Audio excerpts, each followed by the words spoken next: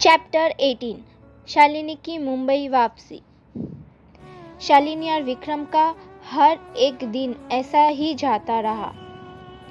8 महीने बाद शालिनी अपने ऑफिस में थी और लंच टाइम था, पर शालिनी के पास टाइम नहीं था लंच के लिए। वो एक डॉक्यूमेंट पढ़ रही थी। उसे डॉक्यूमेंट में कुछ फॉल्ट लग रहा था। थोड़ी देर बाद जब डॉक्यूमेंट पढ़ लेने के बाद कहाँ फॉल्ट है उसे पता चला, वहीं पे लैंडलाइन फ़ोन था और फ़ोन लगाया और कहा, Rohit come to my office. Rohit ने कहा, यस बॉस।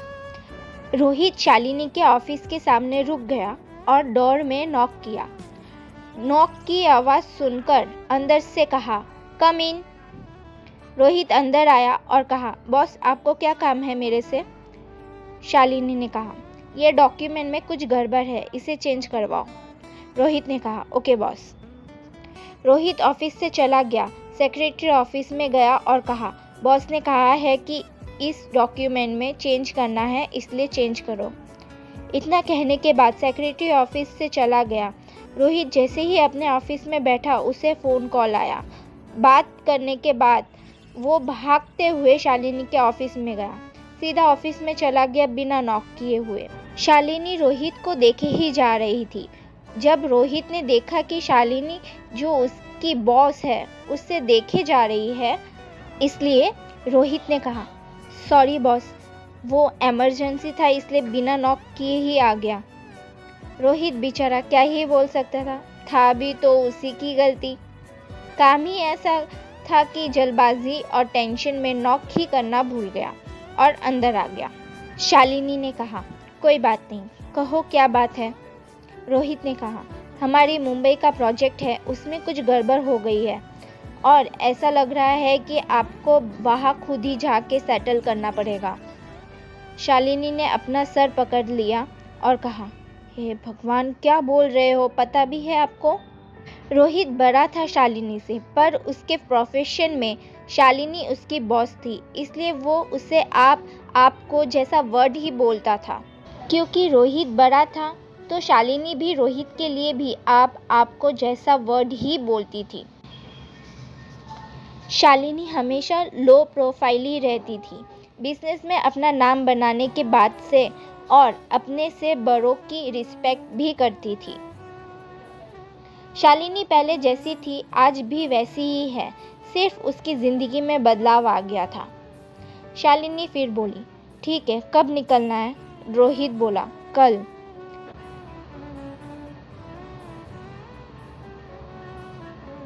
साथ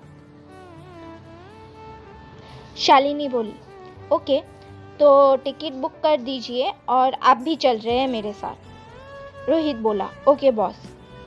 रोहित ने टिकट बुक कर दी और शालिनी को इन्फॉर्म कर दिया कि कल की फ़्लाइट कितने बजे की है।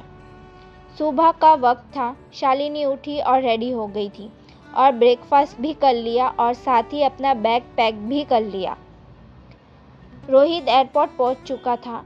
5 मिनट के बाद शालिनी भी एयरपोर्ट पहुंच चुकी थी। रोहित ने शालिनी को अपना टिकट दे दिया और चेक इन करवाने के बाद प्लेन में बैठ गए। अब बस फ़्लाइट टेक ऑफ होने की देर थी। थोड़ी देर बाद फ़्लाइट टेक ऑफ हो गई। शालिनी और रोहित की फ़्लाइट 1.5 घंटे बाद लैंड हुई और वो दोनों मुंबई एयरपोर्ट में थे। शालिनी मन ही मन सैड होते हुए बोली, मैं इस जगह से दूर रहना चाहती थी, पर मुझे वापस यहीं आना पड़ा। क्यों भगवान, क्यों? भगवान, बस इतना कृपा करना कि उस इंसान की शक्ल ना दिखे। रोहित ने शालिनी से कहा, बॉस, वो रही हमारी कार। मैंने हमारे लिए पहले ही कार का इंतज़ाम करवा लिया था। शालिनी रोहित की आवाज़ सुनकर होश में आई और कहा, रोहित अपना बैग लेकर कार की तरफ चला गया और शालिनी अपना बैग लेकर रोहित के पीछे चली गई। दोनों कार में बैठे और उनकी कार चल पड़ी। शालिनी पीछे बैठी थी और रोहित आगे ड्राइवर के पास बैठा था। शालिनी कुछ डॉक्यूमेंट्स पढ़ रही थी कि उनके कार के सामने कोई आ गया और कार ड्राइवर ने अचानक से ब्रेक मारा, जिस वजह से शालिनी का सिर आगे सीट से टकरा गया। रोहित ने फिक्र करते हुए शालिनी से पूछा, boss, are you all right? Shalini गुस्से में और कार से निकलते हुए बोली, हाँ मैं ठीक हूँ, ये कैसा ड्राइवर है, कार भी चलानी नहीं आती। शालिनी भागते हुए गई उस इंसान के पास जिसका एक्सीडेंट हुआ था कार के साथ, और फिक्र करते हुए शालिनी ने कहा, नाना जी आप ठीक हो? आई एम सॉरी, मेरे ड्राइवर ने देखा नहीं और आपको टक्कर मार दी। नाना जी मेरे साथ चलिए, मैं आपको हॉस्पिटल ले चलती हूँ। रोहित भी उनकी हेल्प करने आया और कहा, I am sorry sir, driver ने देखा नहीं और ये सब हो गया।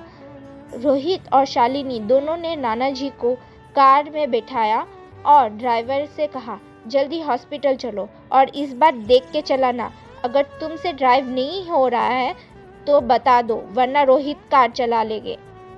जब वो नाना जी ने शालिनी को देखा था तभी से वो शालिनी को देखे जा रहे थे और साथ ही उनके आंखों से आंसू बह गए। शालिनी ने भी ये चीज़ नोटिस की थी। हॉस्पिटल पहुंचने के बाद शालिनी ने पहले नाना जी को एडमिट करवाया। सब कुछ हो जाने के बाद शालिनी नाना जी के पास गई और पूछा, अब आप कैसे हो? आपके घर वालों का नंबर दे दीजिए, मैं उन्हें यहाँ बुला लेती हूँ। नाना जी ने कहा, मैं ठीक हूँ। बच्चा तुम्हारा नाम क्या है?